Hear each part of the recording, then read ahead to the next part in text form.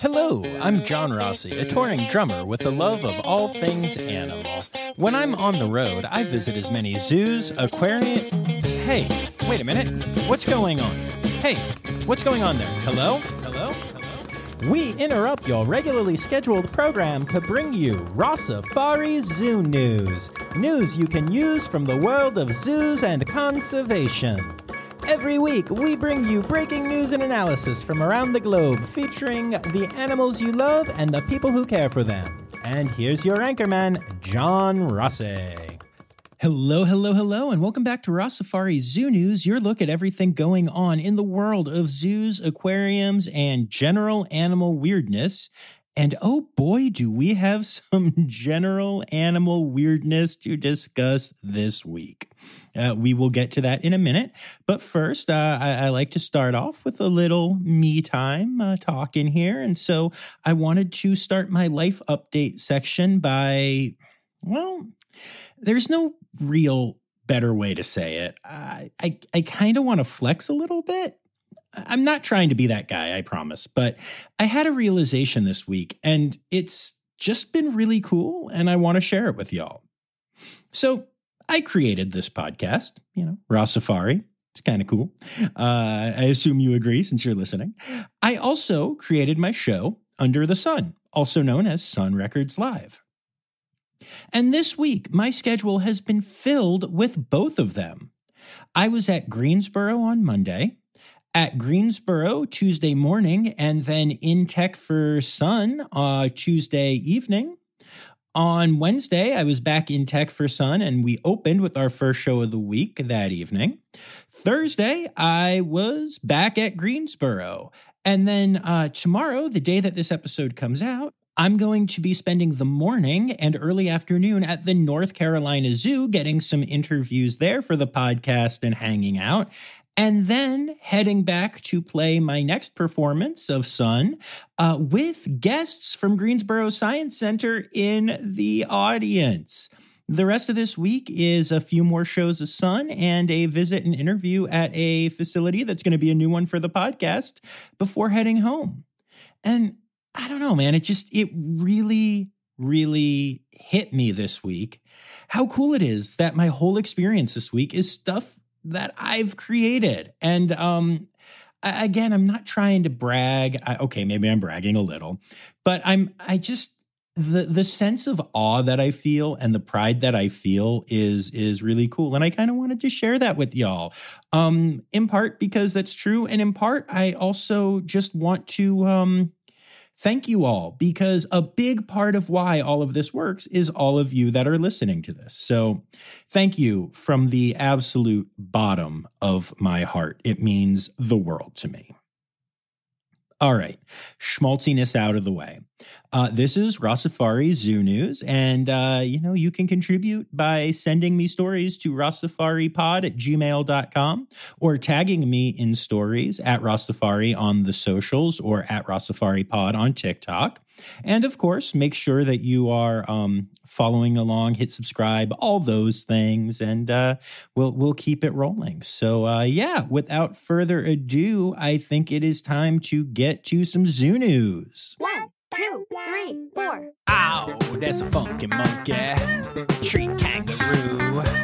Or a binturong. It's zoo news. Yeah. All right, so let's just get to this before we get to our traditional births and deaths, okay? This week, people across the United States and even in other parts of the world, though less so because average IQs seem to go up at least a few points once you get out of this country, have been absolutely amazed by the report about a stingray that is going to be giving birth soon. Why? Well, because said stingray has not lived with any male stingrays in around 8 years. So, when the staff at the Aquarium and Shark Lab in Hendersonville, North Carolina, realized that Charlotte, the ray in question, was pregnant, they got really excited. See, while she hasn't been around any male stingrays, Charlotte does live with 2 male sharks. Thus, the team decided that Charlotte had gotten pregnant after some sweet, sweet shark sex. And this story has absolutely taken off, getting all kinds of attention, not only on like random websites, but on traditional media as well. Legit news outlets have run with this story. It was even featured on The Today Show. This miracle baby hybrid of a shark and a ray is going to be the first of its kind, and this is the most exciting thing to ever happen at the Aquarium and Shark Lab, or possibly in North Carolina, and maybe even in the whole world. Except for one little problem. Scientists and experts on both sharks and rays, which you would think they would have at a place called the Aquarium and Shark Lab. Like it's actually in the damn name, people. Anyway, these experts quickly came out and pointed out two very simple facts. First of all, sharks cannot get rays pregnant. Can't happen, hasn't happened, won't happen. I would say the odds of it happening are actually less than the odds of Sharknado becoming a retroactive documentary. The other thing that these experts pointed out is that rays can reproduce by parthenogenesis. That is basically a form of self-cloning in which certain species are able to give birth without a male being involved, the dream of so many human females I know, and instead reproduce asexually and create a genetic replica of themselves. Think Jango Fett and Boba Fett without the Kaminoans. Sorry, even for a science podcast, referencing a deep cut from Star Wars Episode 1 was probably a bit much.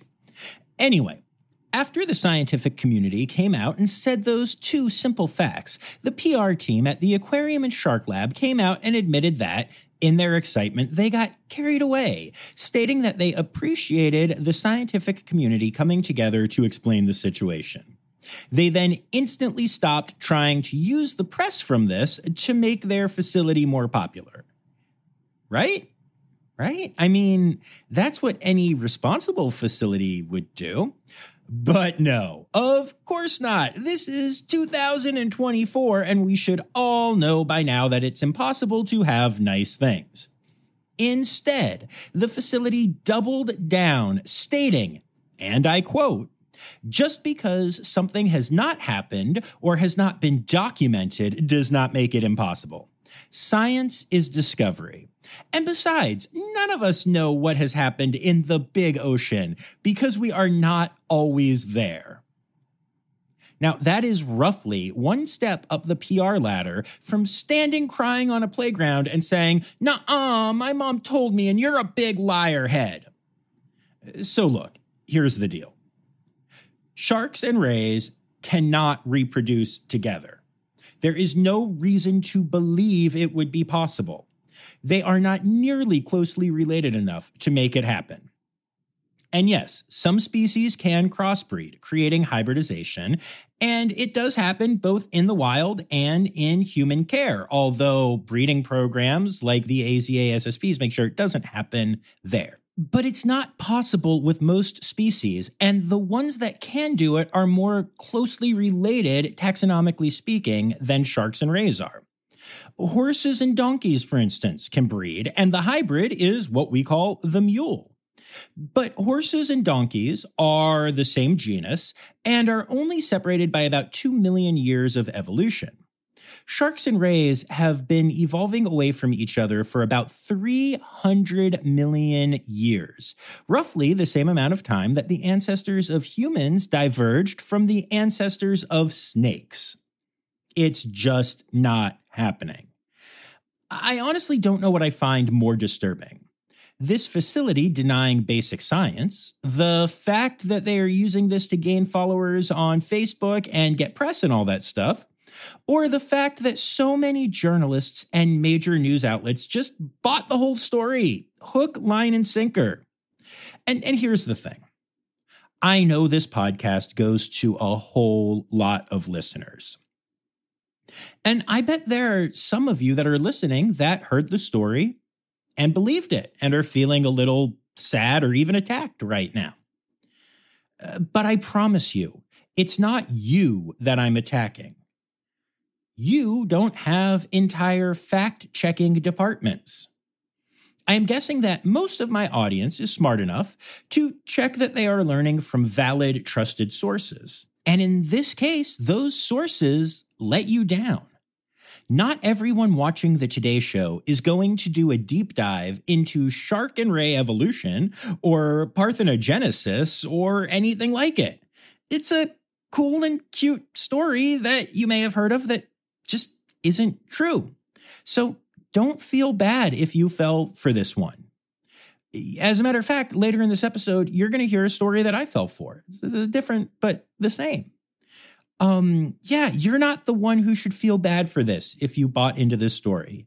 The people reporting this and the facility standing firm in the face of overwhelming evidence that they dropped the ball here. Now, those are the people who should be ashamed. But I digress. My favorite response to all of this was from a friend of the pod, Katie Propp of Penguins International, who looked at the story and just said, "This is how we get shark rays, right?" I do love shark rays, but I love a good Katie Propp joke even more. Okay, enough about this story. Let's move on to some births, shall we? And we actually have a whole lot of birth and a whole lot of death this week, so I'm going to be a little bit quicker going through some of these. But let's get to it. New Forest Wildlife Park has announced the birth of a giant otter pup, or giant otlet. Samuni and Ibira, the parents, have been very attentive and doing a great job.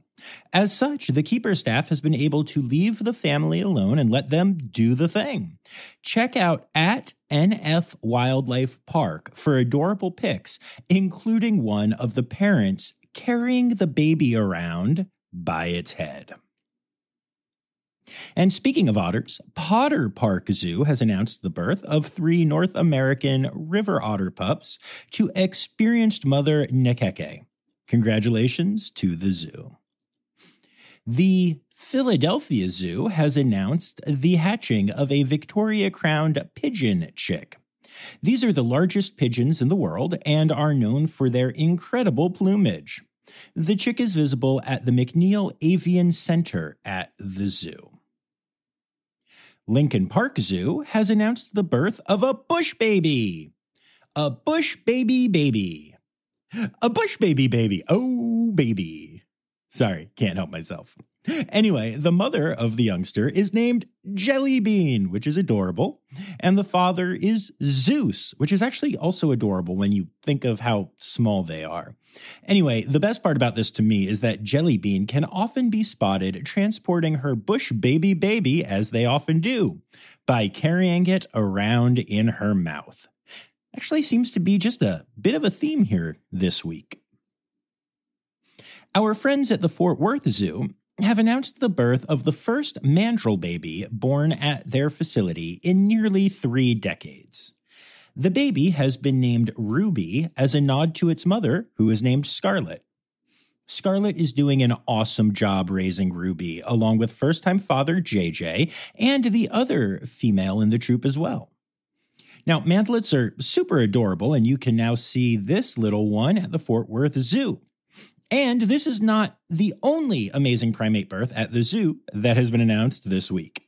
A baby gorilla was born at the zoo a few weeks ago, and when the pregnant mother, Sakani, exhibited signs of preeclampsia, which is a serious blood pressure condition that can occur during primate pregnancies, including human ones, since we are primates and all, the zoo vets realized they had to intervene. They consulted with specialists in human medicine and decided that an emergency cesarean section would be necessary to give both mother and baby the best shot at survival. The surgery was a success, and both mother and baby survived. However, Sakani has not shown any maternal instincts, so the keepers have been hand-rearing the baby and also starting to figure out which other female gorilla at the zoo would be the best candidate to be a surrogate mother. That is so much work for one baby gorilla. What an incredible story. I just love the Fort Worth Zoo so much. The first hyena cub ever born at the Sydney Zoo is here, and it is an adorable little pup. Already on display with its mother, Mahali, the little one is stealing hearts in the land down under. Congrats to the team. And then the Indianapolis Zoo has announced the birth of a new rhino calf, or rhinelet. The baby was born on Super Bowl Sunday, making it both an amazing rhino and a superb owl baby. Oof, that joke was funnier in my brain than it was on my lips. Sorry about that. But actually, speaking of that, according to Google Trends, searches for superb owl actually spike every year in February, which is believed to be both because of typos and because people actually search out these superb owl posts that people make around the big game every year. And there's a fun fact about owls that I somehow shoehorned into a rhino birth announcement. You're welcome. And okay, so that moves us to the deaths section. And I feel like we need to rename this section. And no, I'm not going to do this every week. But this is week, this is officially the Dr. Laura Shank Angel of Death section. Because I got to tell y'all, Laura is a good friend and a big supporter of the pod. She is one of my Red Panda level patrons, and I just love her and her entire family to death. She is also one of the most consistent contributors to Zoo News, sending me all kinds of articles all the time. But lately, it seems like a whole bunch of what she is sending me is just the death announcements of different animals. And like, look, it helps me tremendously. But also, wow, there's a lot of animals that died this week. So I'm grateful to Laura, but also have to pick on her a little bit by officially calling her my angel of death and dedicating this section to her, though not in a, like, I hope you die way. Don't die, Laura. Honestly, it'll just make Zoo News a lot harder for me. Okay, let's get to these. The Pittsburgh Zoo has announced the death of silverback western lowland gorilla named Marithi, the first gorilla that was born at the zoo back in the early 1990s.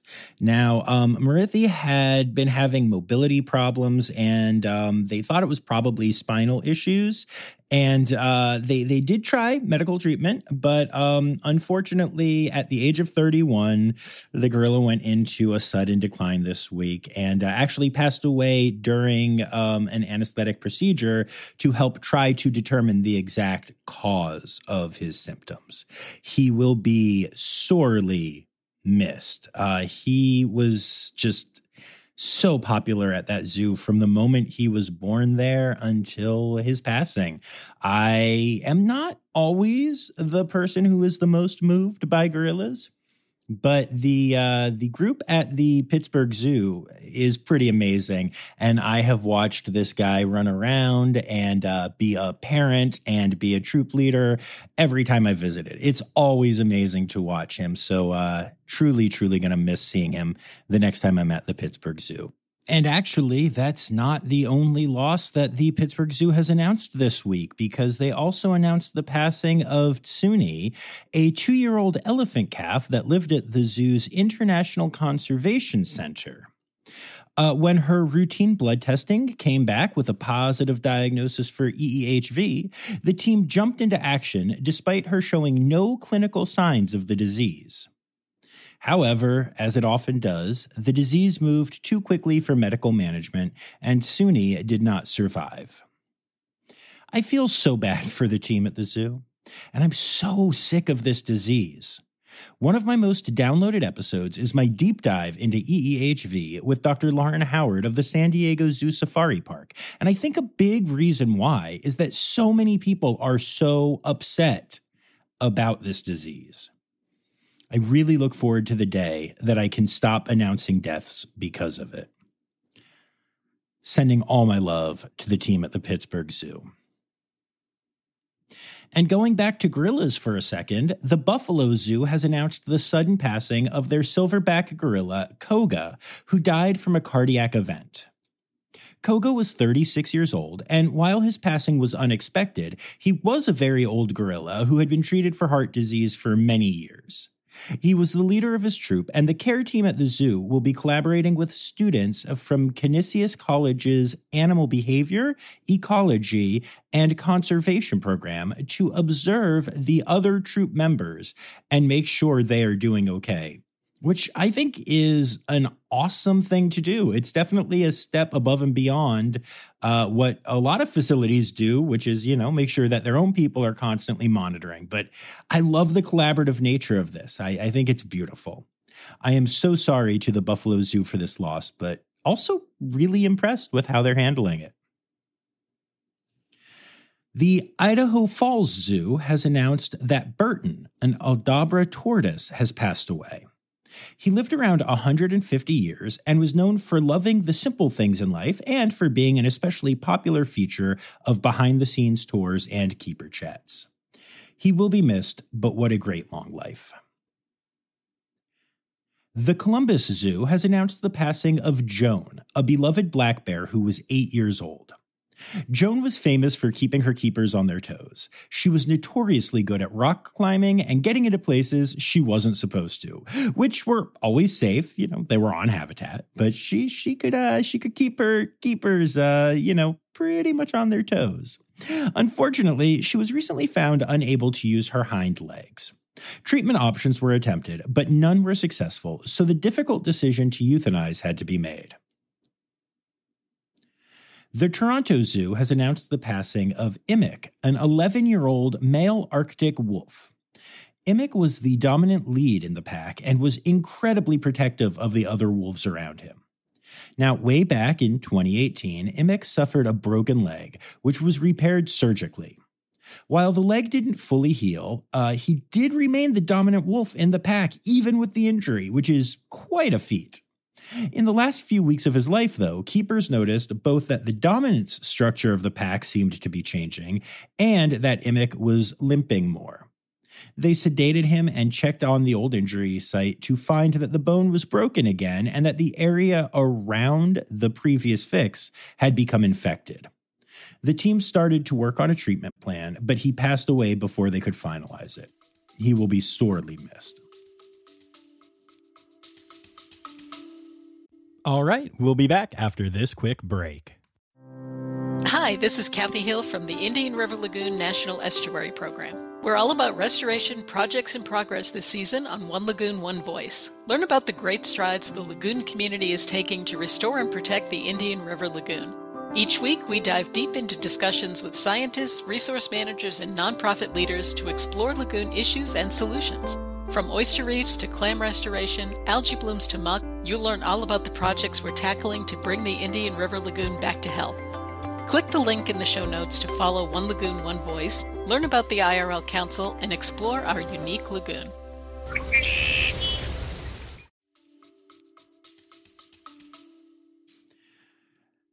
We actually lost a couple animals this week that have appeared on the podcast, including the next two. So Lehigh Valley Zoo has announced the passing of Douglas, a 32-year-old African gray parrot. Douglas was an amazing ambassador animal, and if you remember my ambassador animal episode at the zoo, you'll remember him making sure that he got plenty of airtime. The passing was unexpected, as African gray parrots live around 20 years in the wild, but have an average lifespan of 40-plus years in human care, with some living into their 60s. Douglas had been living at the zoo for 14 years at the time of his passing, and his wonderful voice will be sorely missed at the Lehigh Valley Zoo. And our friends at Roger Williams Park Zoo have announced the passing of Becca, one of the cheetahs at the zoo. Becca battled gastritis, which is actually common amongst cheetahs. The condition continued to worsen despite all kinds of interventions, including medical procedures, changes in diets, all kinds of stuff. And eventually it just became too much for her, so the decision was made to humanely euthanize her. Becca featured on one of my early episodes of Rossifari from the Roger Williams Park Zoo, and her beauty and majesty was undeniable. Meeting her and her sisters, hearing her little purrs, and just watching her exist from only a few feet away from me, it really meant the world to me. I am grateful for that time and thankful for relationships like the one I have with the team at Roger Williams Park Zoo. Reed Park Zoo has announced the loss of a Grevy's zebra foal named Tikiti Maji. A gust of wind startled Tikiti's mother, Anna, causing her to run to a different area of the exhibit. Tikiti ran with her, but did not stop when Anna did and ran into the wood-paneled fence of the exhibit, dying instantly from an injured neck. This loss is especially challenging for the team, as they did a lot of work on the exhibit to prepare for the birth, including making barriers safer and more visible. This is actually the second foal of Anna's to die in the last few years, and the third to die in the last 10 years at the zoo, which is why those changes had been made. The zoo has vowed to work with outside consultants to try to prevent this from happening again. Zoo Knoxville also lost a young zebra this week as 3-year-old Mosi, a Hartman's mountain zebra, was fatally injured while running in an off-exhibit corral with another herd mate. I love the team at Zoo Knoxville and am so sad to hear about this. And, it honestly seems like I've reported on a lot of zebras dying recently because of being startled and running. So I hope that the zoos that have experienced this are collaborating with experts and each other and the SSPs to, try to prevent these sad deaths in the future, because I know how devastated these keepers are to lose these animals. Zoo Montana has announced the passing of OP, the Canada lynx. He was just shy of his 15th birthday. And in case you were wondering, OP was short for Optimus Prime, like the Transformer. He will be sorely missed. All right, we only have 2 more here. The Pueblo Zoo has announced the passing of Toby, the North American porcupine. Toby developed a bladder disease, which progressed beyond the ability to medically manage it, so the decision was made to humanely euthanize him. Toby was known for doing a little dance, which his fans loved watching. Living to just shy of his 14th birthday, Toby's old age was a testament to the amazing care that he received. Sending all the love to the team at the Pueblo Zoo. And the Jacksonville Zoo has announced the decision to humanely euthanize Spock, a half-human, half-Vulcan who was known for his logical... Oh, no wait, that's a different Spock. Sorry, gotta get some humor in this section. Anyway, this Spock was a 22-year-old reticulated giraffe. Sadly, age-related diseases caught up with her, and as her quality of life would not have been great because of them, the tough but correct decision was made. She had a great long life and will be sorely missed. And that brings us to our regular zoo news for the week, although at this point, we're almost at what should be the end of the episode time-wise. So thank you for that, Angel of Death, Dr. Laura Shank. Okay, so our first normal zoo news story is a weird trend that is going around now. I've mentioned this once or twice on the podcast already, that certain zoos were announcing that for some reason, people were setting up what looked like cheap tickets, like a website to get discounted tickets to one zoo or another, and then they weren't real tickets. Well, it turns out that this has become a major thing. This week alone, I saw like 7 or 8 zoos announce that this scam was happening to their ticketing, and that if you want to buy tickets to the zoo, the only place to buy tickets to the zoo is through the zoo's website or at the zoo. So don't try to find discounted tickets to a zoo. There's this major scam going on right now, and a lot of zoos are getting sucked into it. So just avoid those things at all costs. If it looks too good to be true, it's too good to be true. Clearwater Marine Aquarium has announced a multi-year plan of expansion. They will be opening a manatee rehabilitation center this spring, which will help them accept an influx of manatees in need of critical care. Over time, they will also be bringing in a bunch of new animals to their facility, including manatees, sea lions, sharks, penguins, albino alligators, and additional dolphins, which should make the experience at the aquarium that much more impressive. The plan also includes opening a marine rescue and education center in Belize. I'm excited to see what the future holds for this incredible facility. Okay, now, I know that Valentine's Day has passed, but I really enjoyed sharing all the fun, different things that zoos offered up. And I have to tell you what the Fort Worth Zoo came up with so that you can be on the lookout for it next year. I'm so sad that I missed this before the actual day. So, along with facilities offering the name a roach type options, the Fort Worth Zoo accepted donations that allowed you to dedicate a pound of animal poop to be composted in honor of your ex. I have nothing to add to this. It is a perfect story already. 10 out of 10, no notes. Our friends at VINS, the Vermont Institute of Natural Science, announced an incredible feat. They were able to release a golden eagle that was rehabilitated at the facility. The bird had issues related to the amount of lead found in the food it had been consuming, and after treatment, he was ready to be taken to the flight cage for exercise. The eagle is actually part of a research project based in Quebec and has been carrying a GPS backpack as part of the research, one that he has been flying comfortably with for 10 years. The team was able to connect with people involved in the project and able to release the eagle back into the wild with the backpack still on so the research can continue. I just love the team at VINS so much. The Denver Zoo has announced a huge expansion that I'm really excited about. Now, the zoo itself is limited to an 80-acre footprint since it is in an urban area in which expansion is not possible. At least not in the city. But they have circumvented that issue by purchasing a 570 acres large plot of land in Weld County, Colorado, where they will be creating the Lemke Family Preserve, a place to evolve their animal care and conservation breeding practices.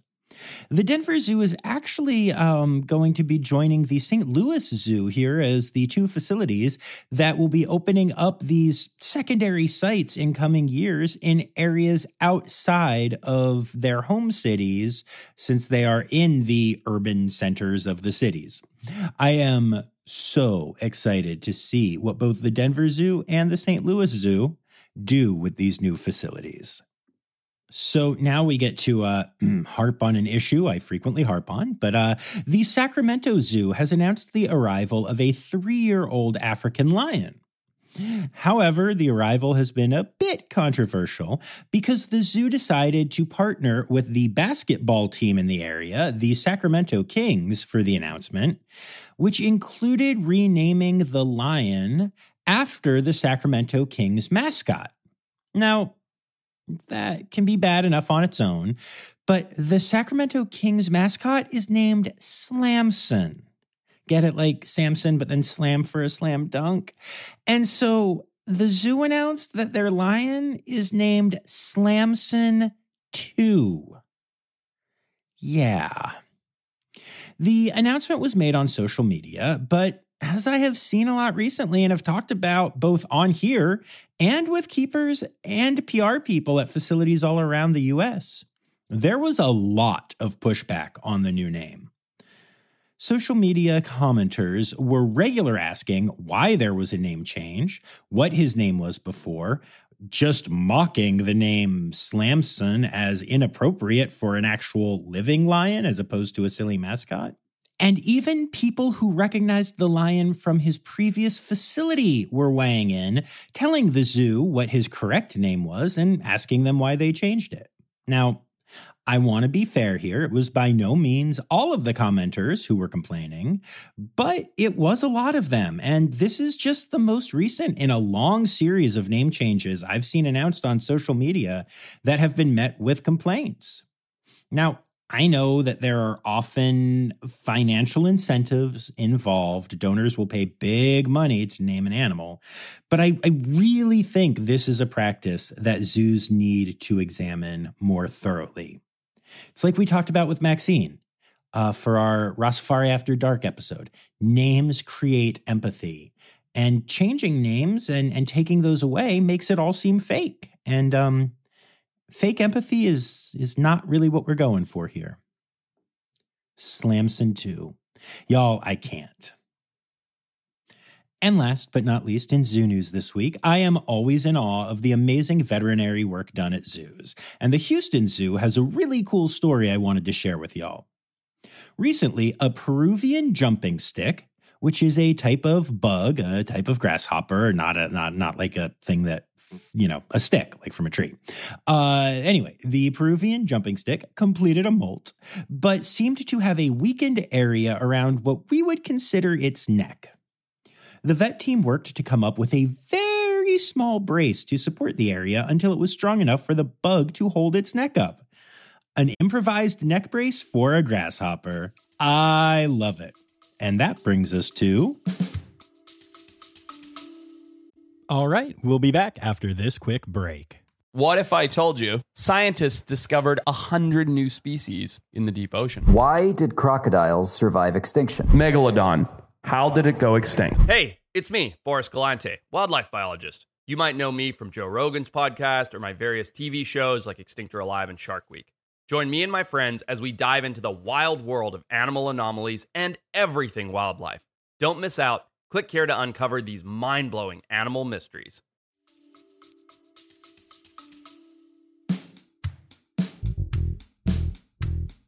It's time for other news. It's time for other news. Hey, now, right now, it's time. It's time for other news.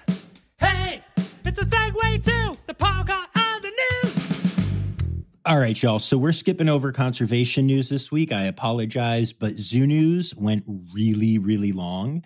And in full transparency, this week that I mentioned, how awesome it's been, has also been absolutely crazy, as you can imagine. It's currently 1:30 in the morning. On Friday. This should have dropped an hour and a half ago, but I'm still recording it. And I have to be up at 6 to head to the North Carolina Zoo. So, there were two things that I wanted to touch on in other news really quickly, though.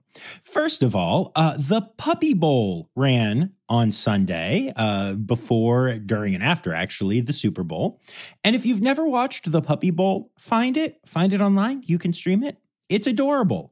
It's puppies playing football. I mean, they're not really playing football, but they're playing with toys, and the team treats it like a football game. It's honestly magical. And I had a dog that I fell in love with, and there was also a two-legged dog. And the dog was best friends with a horse. I mean, there's just a lot to see in this thing. So I highly recommend that you check out the Puppy Bowl. And then last but not least, if you remember back in the beginning, I was talking about how sometimes you can fall for things that you've seen and it makes sense. And this isn't exactly like current news, but I just discovered it, so I need to share it with y'all. For many, many years, I have been told by people in the zoo field, by people that work with birds, by randos, that the name Canada goose is not based on anything to do with the country of Canada, but the name is based on the fact that John Canada was the ornithologist who figured out that they were a different species of goose from other geese, and as such named the species after himself. Turns out there is no evidence of this anywhere. There's actually no evidence that there was ever an ornithologist named John Canada. And I found this out this week because I was telling people about the name Canada Goose being named after an ornithologist, and they didn't believe me. And so I looked it up, and the way I looked it up, I found a story right away that confirmed it, and I posted the link quick.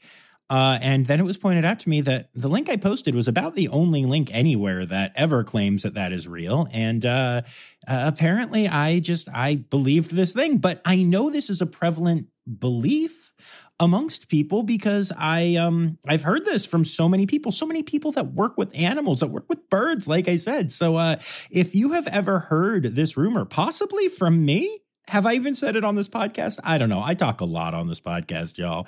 But it is not true. And that is definitely zoo news worthy. So I wanted to share that with y'all. And then I do have one final thing here for other news. I don't usually credit who sent in what individual story or whatever because, there are lots of reasons. Sometimes people send multiple stories. Sometimes multiple people send stories, whatever. But I'm literally just going to read this to you as it was sent to me because our good friend Elizabeth Charles over in the UK sent me this article and wrote it up, and it's better than what I could say about it. So I'm just going to credit this entire next paragraph to Elizabeth Charles. And under general animal weirdness, an alligator snapping turtle was recovered from a lake in Cumbria.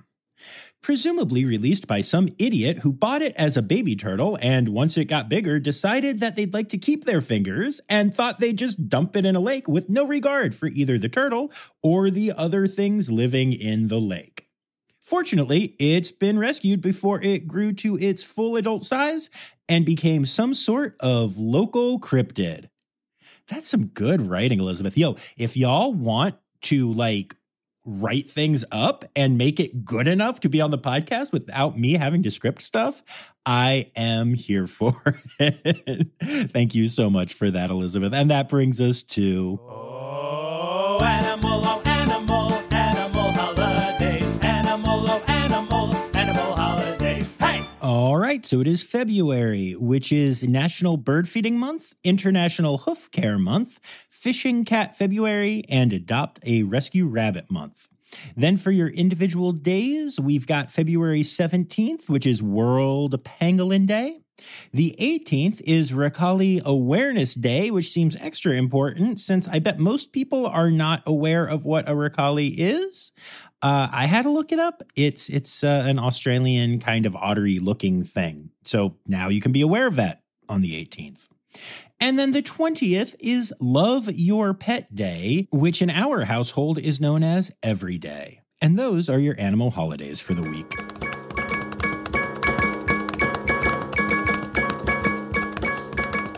And there you have it, folks. This exhausted boy is going to get this uploaded and get the heck to bed so that he can then get the heck to the North Carolina Zoo, waking up in roughly 4 hours. You're welcome. I'd like to say thank you to my Red Panda level patrons, Dr. Laura Schenk, Dr. Stephen Williamson, Barbara Bennett, and Jenny Owens. And I'd also like to thank everyone who contributed this week. Anya Keene, Colleen Lenahan, Kim Cooley-Croninger, Carrie Kirkpatrick, Kevin Williams, Kristen Khalil, Dr. Laura Schenk, Emily Rockbuck, Anna Yoshioka. That's a new one. Excited about that. Matt Patford, Jacob Zinn, Katie Prop, Sam Evans, Crystal Chapman, Liz Dunlevy, Miles Rossi. Yes, that's right. My own son contributed when we were watching the Puppy Bowl together, which he insisted that we watch, by the way, and told me that I should talk about it on here, especially the two-legged dog, which was really cool. Jay Meredith, Mike Sweeney, another new contributor, Ashley Volkins, Elizabeth Charles, yes, Ali Malensky, and Kay Malensky did not contribute a story this week, but that's because she got married this week. Congratulations to Kay and the entire The Malenskys family. Although now I have to wonder, is she going to change her last name? Is this song going away? What's going to happen? Honestly, I'm too tired to care right now. All right, I'll be back on Tuesday with a new interview episode, and then we'll see you back here on Friday for a new Zoo News episode. And until those hit, remember, friends, the words Newsy Credits Backwards are Steiderkiswen. The Rossifari podcast is produced, hosted, and engineered by John Rossi. Editing and fact-checking by John and Dr. Zoe Rossi. Our theme song is Sevens by Nathan Burke, performed by Nathan and John. Interrupting John theme and additional voices by Taylor Isaac Gray. You can reach John directly on Instagram and Facebook at Rossifari or by email at rossifaripod@gmail.com. Rossifari is part of the Daydreamer Media Network. Now, stop listening to me and go visit a zoo.